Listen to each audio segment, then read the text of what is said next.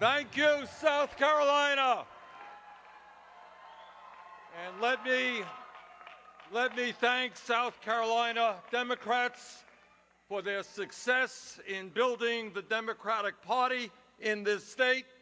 And God knows the U.S. Senate needs Jamie Harrison. And we're going to see that he gets elected. I also, on a personal note, want to thank the 9 members of the South Carolina legislature for their support. State Representatives Alexander, Bamberg, Gilliard, Howard, McKnight, Rivers, Simmons, Thigpen, and Williams, thank you for your support. I want to do something a little bit different. I want to say a few words about an interesting event that was held in Charleston earlier this week, sponsored by a national organization called Third Way that represents the corporate wing of the Democratic Party, a group that receives a substantial amount of their support from Wall Street. At this Third Way meeting, I was called, quote, an existential threat to the Democratic Party. Now, why am I an existential threat? Well, maybe it's because my administration will finally take on the insurance companies and the drug companies and pass a Medicare for all single-payer program. Maybe it's because we're going to break up the major banks on Wall Street and lower interest rates for consumers.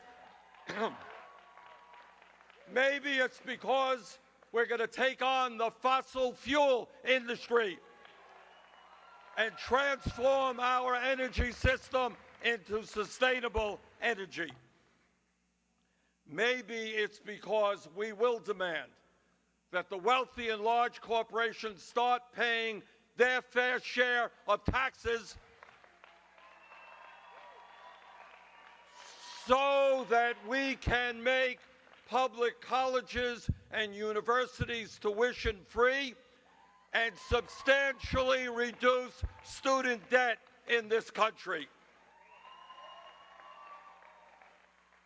And maybe it's because we're going to take on the military-industrial complex and end endless wars in this country and not get into a war in Iran.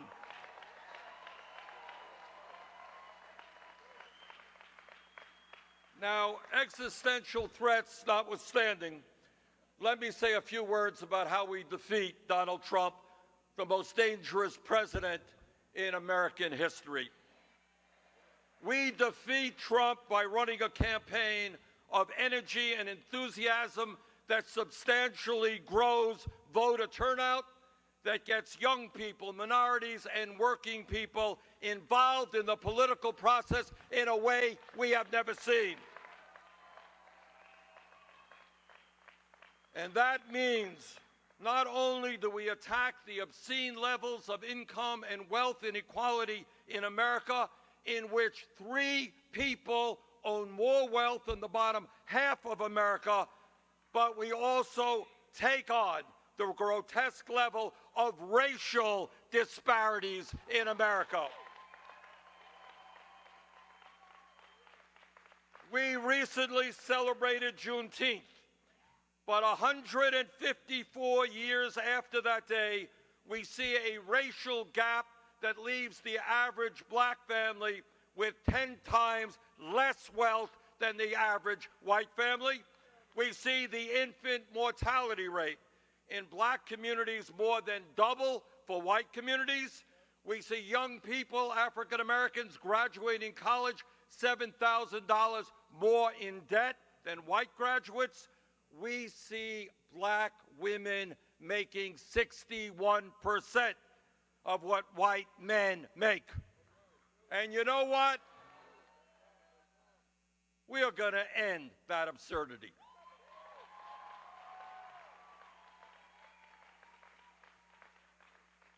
We have a criminal justice system plagued by racism we have seen an increase in hate crimes, including the horrific massacre at the Emmanuel AME Church in Charleston.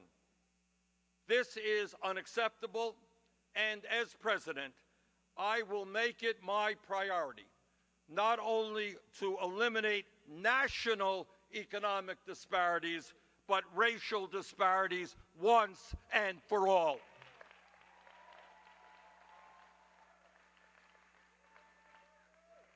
We're going to stop spending $80 billion a year on mass incarceration. We're going to crack down on police brutality aimed primarily at people of color. We're going to shut down private prisons and eliminate cash bail.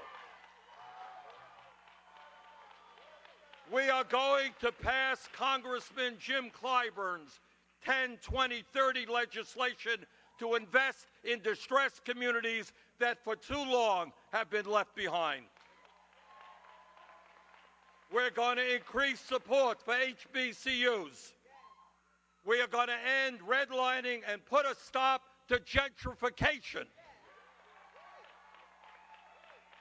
and build the affordable housing this country desperately needs. I have always believed that good public policy is good politics. And good public policy is to understand that in the richest country in the history of the world, all of our people are entitled to economic, racial, social, and environmental justice, and that in America, we need an economy and a government that works for all of us, not just wealthy campaign contributors and the 1%. Thank you all very much.